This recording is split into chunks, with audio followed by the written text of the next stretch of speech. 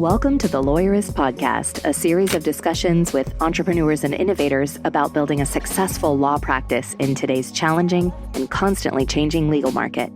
Lawyerist supports attorneys building client-centered and future-oriented small law firms through community, content, and coaching, both online and through the Lawyerist Lab.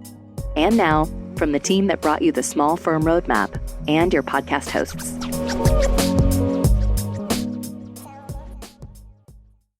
Hey y'all, I'm Zack, and this is episode 490 of the Lawyerist podcast, part of the Legal Talk Network.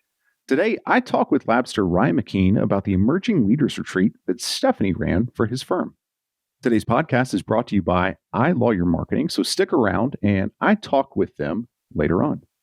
As you can probably tell right now, I am alone in podcast headquarters today. So instead of having a conversation with myself, I would really like to pose a question to our listeners, and it's related to my conversation with Ryan McKeen.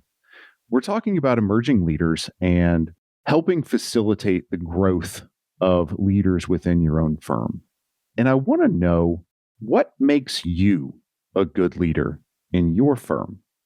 The listeners of this podcast are a lot of times, or I'd say most of the time, leaders in their firms. They own their firms, they're heads of their firms, or they do a lot of work in their firms. And so I just want to know, or I want you to think about, what is it that makes you a good leader? And now here's my conversation with Mike from iLawyerMarketing. And then after that, we'll head into our conversation with Ryan.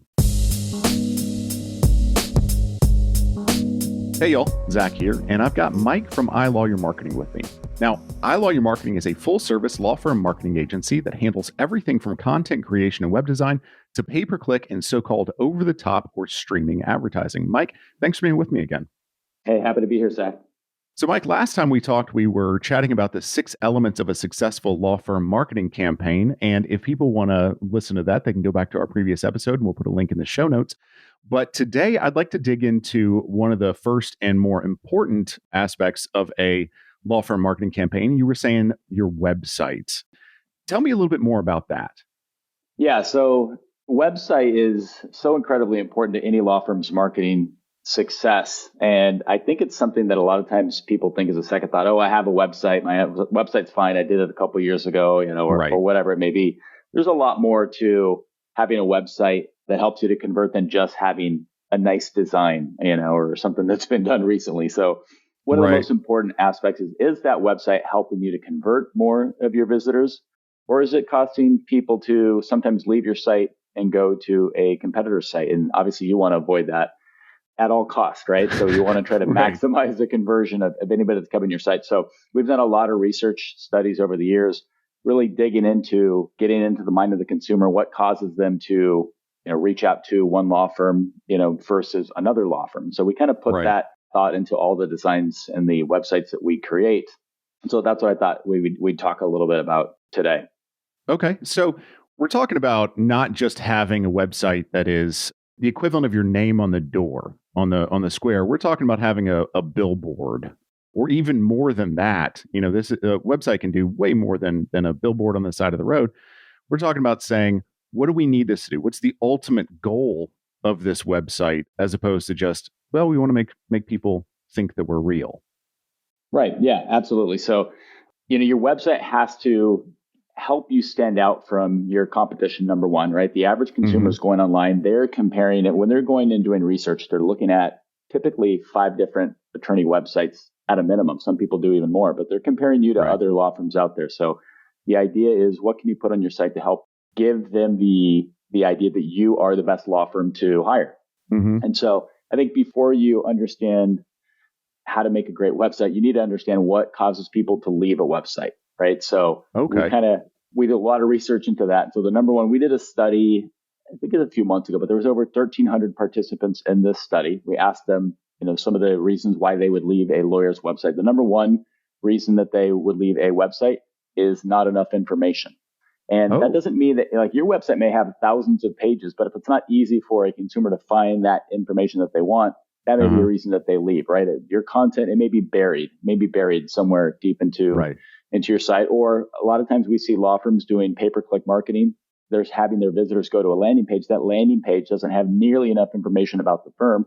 So when you're talking about very expensive cost per click in the legal world, you want to do everything you can to make sure that people are actually staying on your site, right? So, and that is the number one thing that I see. That's the number one problem I see, is that certainly with landing pages, there's not enough information on that site to help convert that visitor. So what can people do, and we may want to dig into this a little bit later, what can people do to kind of think about and change that to make sure that they are putting the right amount of information on that page? Well, the number one thing is realizing that a visitor is not going to be clicking and visiting a ton of pages on your site. They kind of scan a web page. They don't really read all the content on the web page, certainly if it's long, right? They're scanning. So certainly on the homepage, the area near the top of the site, the hero image, the header area, we want to make sure that you have important selling points for your firm right up there above the fold, as we call it, right? Above the fold, meaning the person doesn't have to scroll to find this information. But having some key selling points up at the top, or having case results up at the top, past successful case results, is very important to have, as well as potentially testimonials. It kind of depends on what is the strength of your firm. If you have these incredible results, that should be at the very top of the site where people can see that without having to scroll or even click on other pages of the site. If you don't have great results, then at the very least, powerful video testimonials from the existing clients, or even written testimonials. Video goes a lot longer with converting prospects. So I say video testimonials, but and then also having a video about the firm. So we also, in that study, we also did ask the participants if having a video about the firm, if that would help convince them that this lawyer is better than, lawyer A is better than lawyer B. And so having video on your site is very important, because 80% of people said, yes, that would help me in my decision-making process. I would not have guessed that, but it makes sense, but I wouldn't have necessarily guessed that. Yeah.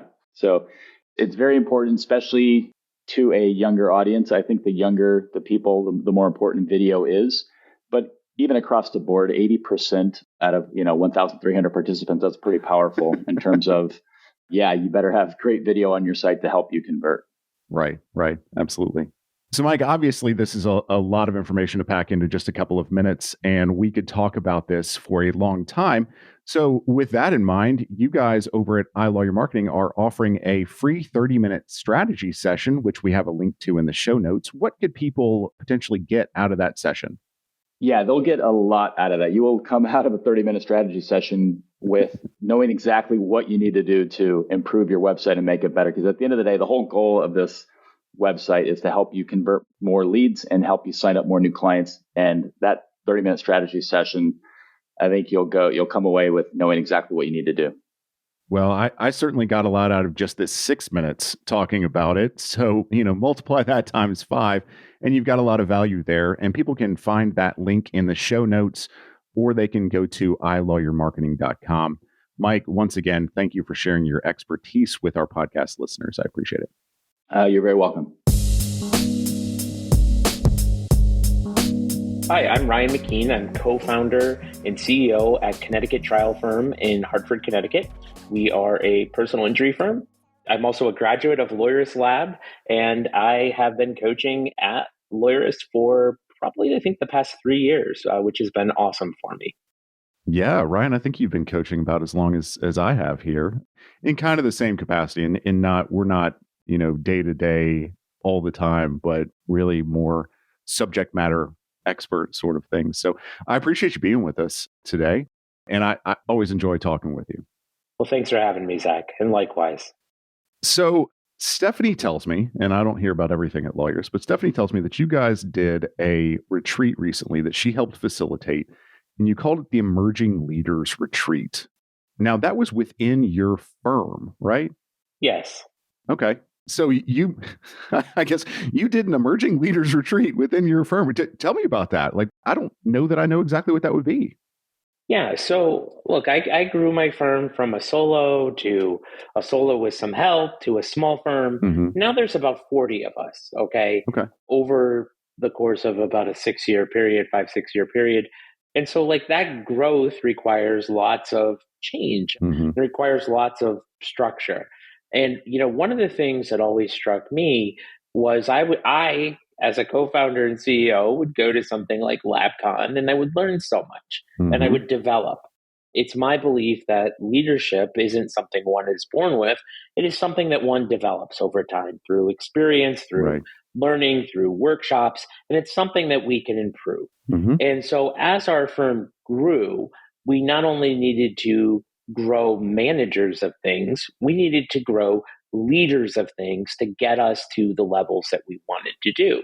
And so I'm like, well, we can't just expect our people to lead if we're not giving them the tools. That's why I invited Stephanie up, because as somebody who's been to LabCon, I think probably 4 times, I saw her as an amazing facilitator at LabCon. And I'm like, well, I can't bring everybody to LabCon, but what if I brought LabCon to us? Right. And that was the impetus for bringing Stephanie up to Hartford. Okay. I love that. I know that you've touched on this a little bit, but what were you trying to get out of her coming up there or somebody coming up there to create this? So what we did is we identified probably about a dozen people on our team who were stepping into or were in who or are expected to be in leadership roles, right? And so we segregated those folks out from our team and we said, look, we're going to give you some leadership training, right? We're going to give you some ideas on how to deal with conflict, some ideas on how to delegate, some ideas on how to coach up, how to encourage, how to goal set. And we're going to give you some tools around these things, be it through materials or workshops. And we're going to try to help you become better leaders in our organization. Right. And that's kind of juxtaposed to hiring from the outside to then top-down leadership. Correct. Look, we have I'm the CEO, so I sit sort of at the top of the firm, and we have our leadership team, right? But our leadership team is like 5 or 6, but we need a whole nother layer beyond that of people who aren't just managing, people who aren't just producing, but people who are leading their own departments and their own small teams within our team.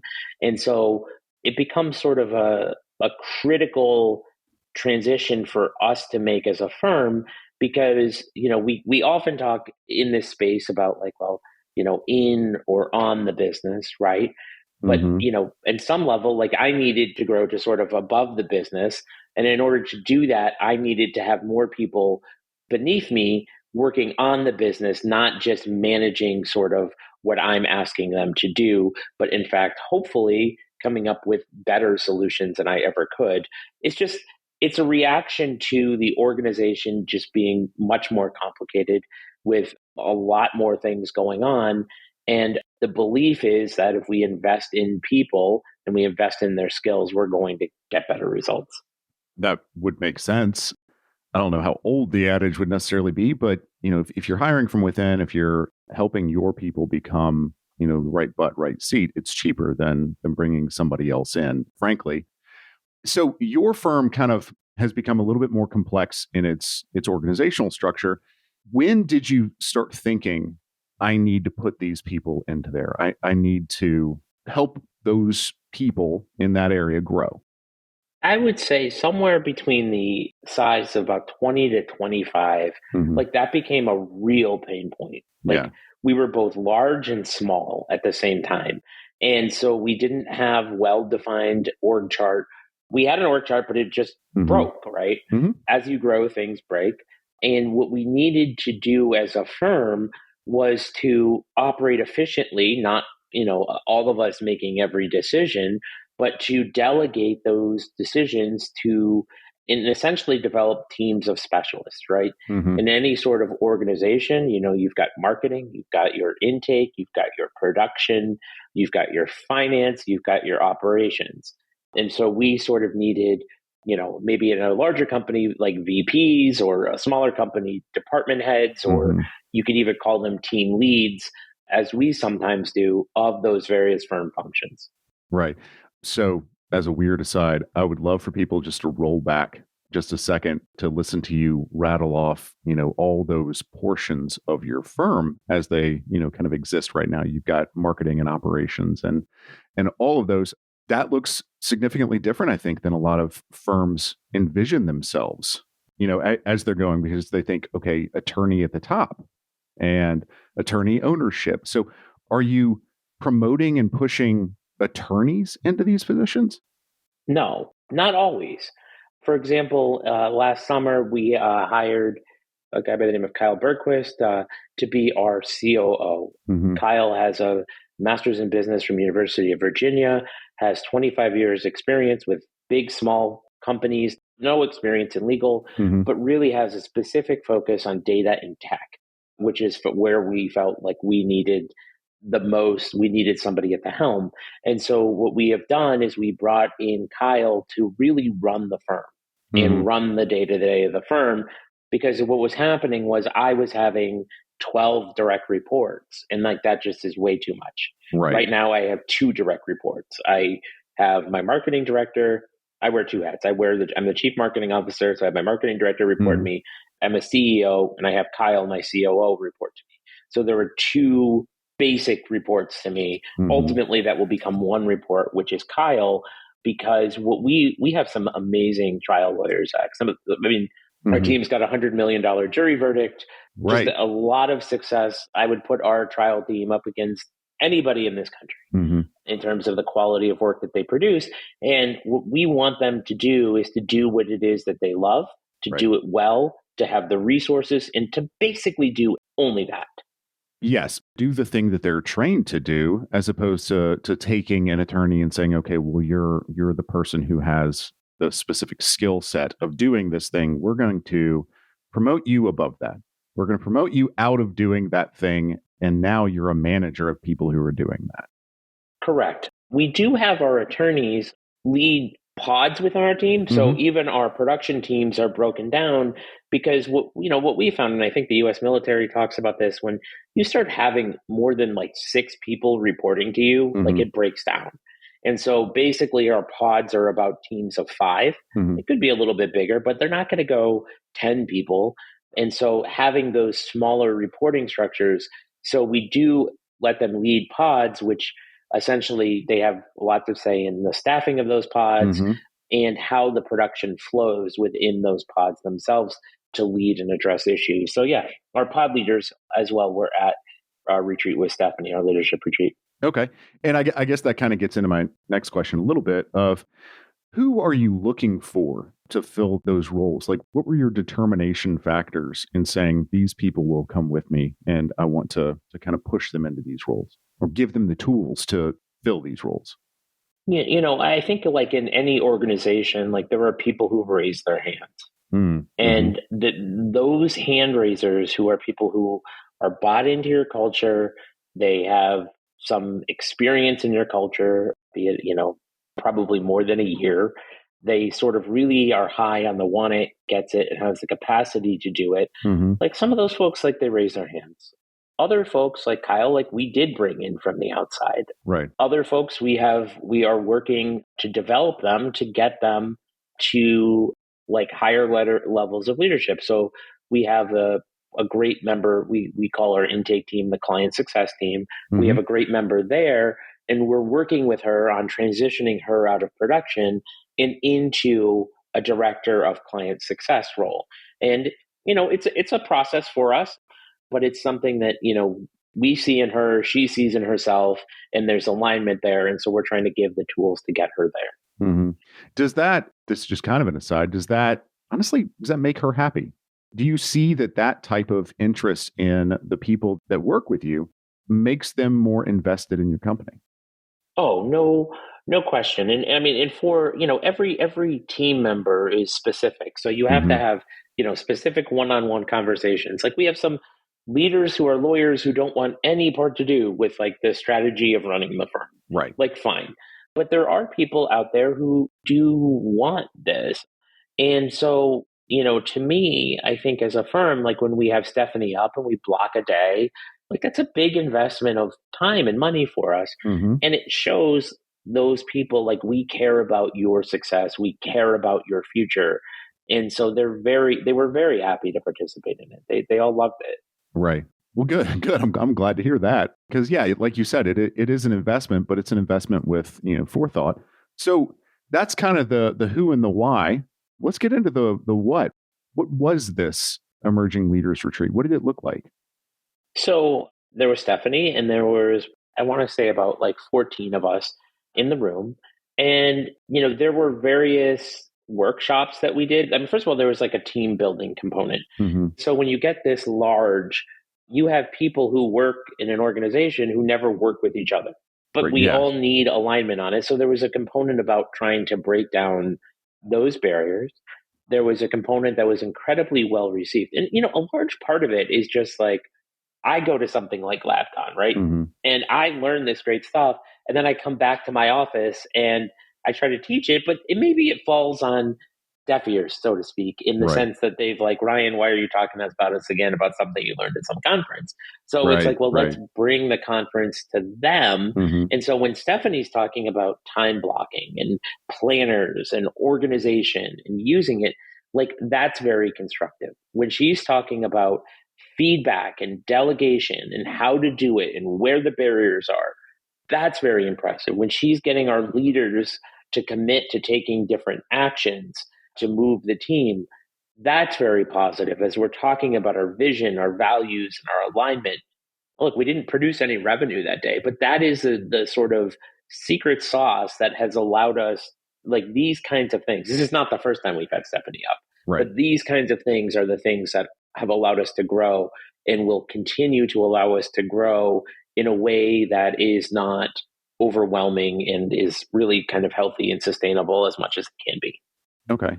So before we kind of went on air, you and I were talking about some things being virtual at this point and the need sometimes for accessibility for things to be virtual. Is this something that you think you could have done virtually? Interesting question, Zack, and a very good one, because the second we brought Stephanie up for 2 days, right? Both days were supposed to be in person. We rented out a place, we had a screen, but the second day we got this snowstorm.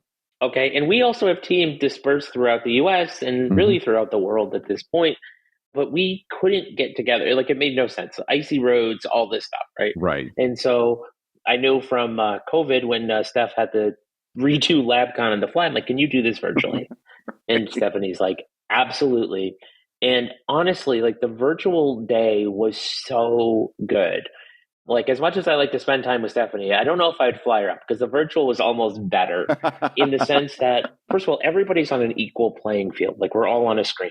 Yeah. And the second component to it is in person, people tend to gravitate to who they know. Like that is human nature. Yeah. And in Zoom, Stephanie would just like randomly assign rooms. Yeah. So it forced, some people to talk to people and know people that they otherwise didn't know. And she also was able to do some fun exercises on the fly, like, show off the oldest thing in your house or something, right? Oh, yeah. Some object. And, you couldn't do that in person. So our team got a lot of value out of that second day being virtual. I was nervous about it going in, but I walked out like, I think we should just do this because it was that good. And like cost aside or anything aside, I think it was a better format. Yeah. But in a way, in the in-person format is there's an aspect of, hey, everybody who's here, we've invested in you. We decided to parse out this amount of money to fly somebody in, to rent this area and all that. But yeah, I really like the kind of even playing field aspect of Zoom. I think that's a great way for things to do. But you could do that. I know that Stephanie has facilitated that type of thing at LabCon anyway, where it's like, okay, table 5, who's been randomly assigned, you're going over here. So what kind of feedback did you get, or did you get feedback from the participants? Were they happy about it? Well, I guess so. There's kind of 2 different types of feedback. I think there's one, hey, this was a great thing, or this was a bad thing. And then there's 2, here are all my ideas. There's that water cooler effect, the creation of a group that is thinking about, things bigger, which I think is probably the goal of it anyway. So what kind of feedback did you get from your team? Yeah, we got overwhelmingly positive feedback. A lot of our team, and we didn't realize it, like struggled with like time management. So I think Stephanie probably sold more planners than anybody in human history in a short period of time. There are definitely some ideas that we got, but for us, we run on EOS, like we've got ways to escalate ideas. We're constantly doing it. I think for us, two things. I mean, I think the goal was to create alignment. We have a lot of new team members, getting them bought into the vision and values of the firm, because I can say vision and values and I can talk about it, right? Easy. But when I have one of our members of our client success team who's been with us for a year and a half, talking to new employees about what the firm is and what we do, and she's saying the words I would say, it's more powerful coming from her. And so there's a lot of that was going on. And I feel like even more than any sort of like one idea, and like, yeah, there was like, can we create a Slack channel for this? Or, this is something that's maybe slowing us down. We had sort of ideas and all that. It was the cultural buy-in and sort of excitement that came from it all that I think was very valuable. Do you think that you would do this again? Yes. I wouldn't not do it. Yeah. Because like anything else, like leadership is a skill. Skills take time and energy and coaching to develop, and you pay either way. You can either invest in those skills or you can pay for the consequences of not investing in those skills. I think it's far better to take some time, take some money, identify your people, give them some tools, and let them build. Well, so Ryan, I think anybody listening to this podcast would say, okay, well, Ryan has some pretty good leadership skills, because I think that it takes that in order to put something like this together and to invest in your team. What sort of resources or tools would you suggest somebody listening to this podcast kind of look into in order to develop their own leadership skills? I mean, like there are some books that are good places to start. Radical Candor may be a good book for people who are in leadership roles. Anything by like Cy Wakeman, I think is very valuable. If you can listen to her on a podcast or YouTube. And also sorts of notions of time management and buying time through the elevation of others, not just the delegation to others, but it's like, hey, if you are a good client success intakes person for us, if you can train 3 people under you to be as good, like that's really amazing. Like that's where the real value gets added to your career, the organization, and our clients, frankly. And so, getting some mindset work onto that. I mean, I know Lawyerist has a number of good episodes. We bought our team What the Heck is EOS books. We bought them Buy Back Your Time books. But, these are sort of resources that I live in a world where I get thrown at me all the time. Right. I see some of these people, I meet these people, I listen to these podcasts, I'm engaged with it, but it's not good enough that just I need a dozen or so other people on my team of 40 to understand that stuff as well. Right. So if I'm one of those dozen, or I want to be one of those dozen, or I'm in a law firm and I want this type of thing to happen, but I don't own the law firm, what approach could somebody take to try to convince their law firm owners or partners or something like that to do something like this for them? Yeah, I think you look at it and I think, look, if you're successful in almost any business, like you have to delegate, right? Like that is sort of like a critical component to success, because if you can delegate, you can leverage. If you can leverage, you can scale. Theoretically, you can help more people, and theoretically, you make more. Right. If it all works out. So ideally, you work in an organization that at least understands delegation. Well, guess what? There are levels of delegation. Delegating tasks is sort of one thing, right? Like that's sort of like the lowest return stuff. Yeah. Delegating management, like that's a higher return, because suddenly you're not managing your finance team. You have a manager of your finance team. Like really good, right? Right. But what if you can delegate some of the leadership of those things? Yeah. Like the people who manage the managers, the people who find the solutions and identify the problems.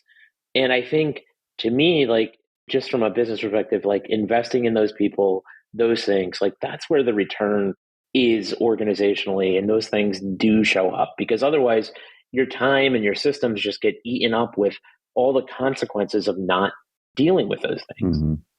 There's a management burden, there's a task burden, and there's a leadership burden. And you should be thinking about delegating the leadership part of it. Yes. I think that scares the shit out of lawyers and people that are used to having total control of everything, though? Good. It should. But if you're out there and you're hearing that, like, look, like part of the process here is you've got to do work on yourself. Why do you feel that way? Go back to talk to a therapist. Like, what in your childhood makes you feel that way, right? Look, and there's nothing wrong. I never want anybody to think that like having a 3-person firm is worse than having a 40-person firm. Lord knows it's not. It's just different. If that's your bag, like fine. But at some point, you have to let go if you want to grow to scale. You have to get used to letting go. I mean, there's a line about like Mark Zuckerberg and Facebook where, Zuckerberg originally wrote all the code for Facebook. And then he realized like if Facebook was going to succeed as an organization, he couldn't write any of the code. Right. In a law firm, in a growing law firm, in a growing business, the same sorts of things apply every single day. And in fact, like if you're out there and you're listening, I would say, every Sunday, write down 3 things. 1 is what's going to make you money this week. 2, what's going to make you more money long term. And 3, what can I stop doing? Right. And some of it is going to be like, okay, I'm going to stop answering the phones. And some of it's going to be, you know what? I'm going to stop leading our intake team. I'm going to give them the tools that they need. I'm going to put them in groups that they get. I'm going to give them some targets to shoot for. I'm going to give them some training. And I can tell you, like, what's a better life for me? Like, it is delegating that unquestionably. But that's me. Right. But I also think that if somebody looks at their values, their vision, and their values, that's probably built into there. I know on a lot of podcasts, we've said, how do you deal with some of the issues that you come up with in your firm? And you look at your vision and your values. And if your vision and your values says, I'm taking off Fridays, or I want to spend more time with the kids. Well, one way to do that, and certainly a much more direct path than other things, is to delegate the leadership. Yep. So what did you get out of this retreat? I get a lot, because one of the best things about bringing in an outside facilitator is I don't have to facilitate. Like, that's a whole skill set. That's a lot of energy, and it's a lot of effort to keep going. I can sort of sit back and listen. And if I'm in a group, I'm not the one presenting out, I'm encouraging somebody else to present out.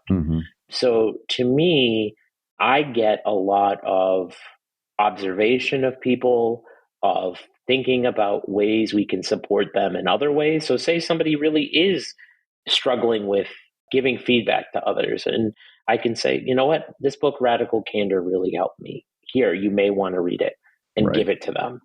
So it allows me to sort of observe what's going on in the field a lot more than I could if I was having to be Stephanie, essentially, and facilitate. Right.